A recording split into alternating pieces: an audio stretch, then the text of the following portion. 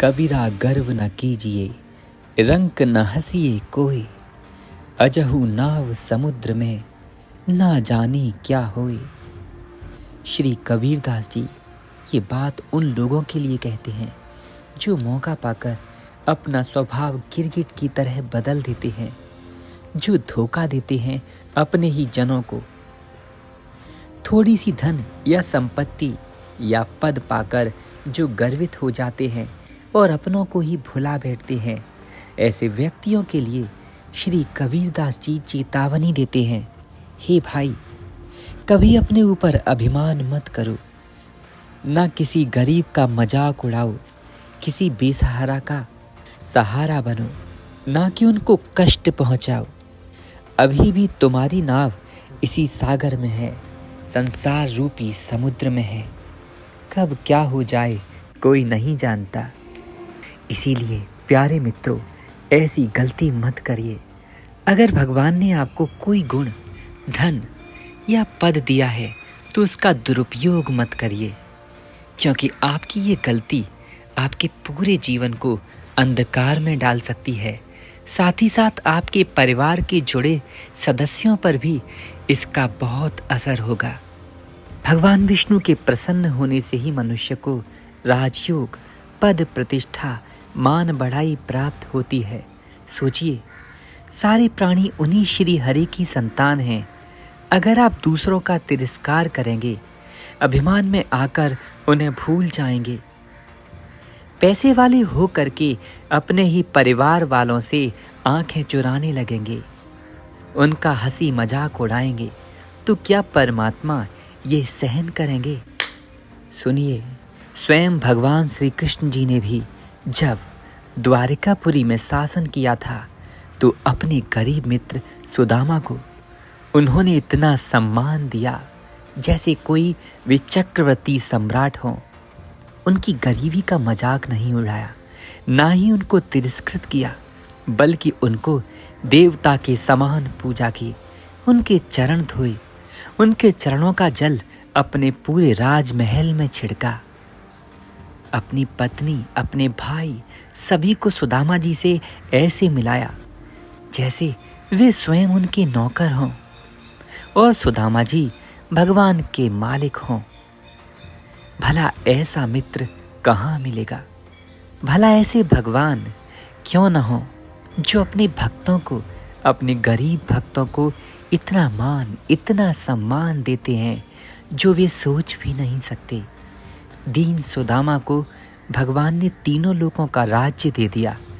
वे चावल जो सुदामा जी भगवान के ऐश्वर्य और वैभव को देखकर प्रकट भी नहीं कर पा रहे थे, उन्होंने छिपा लिए थे, लेकिन भगवान ने प्रेम के कारण उनको भी छीनकर सबके सामने खाया। ऐसे खाया जैसे वो सालों के भूखे हों। एक एक मुट्ठी तंदुल के बदले एक एक लोक दे दिया उन श्री हरि ने। तो सोचिए, आप ऐसा क्यों नहीं करते? अगर धन संपत्ति, मान बढ़ाई या पद आ जाने पर आप अपनों को ही भूल जाएंगे तो इस संपत्ति का क्या लाभ? आपको पता होना चाहिए कि भगवान श्री कृष्ण जी जब अर्जुन के सारथी बने थे तो उन्होंने अर्जुन से कहा, अर्जुन युद्ध करो।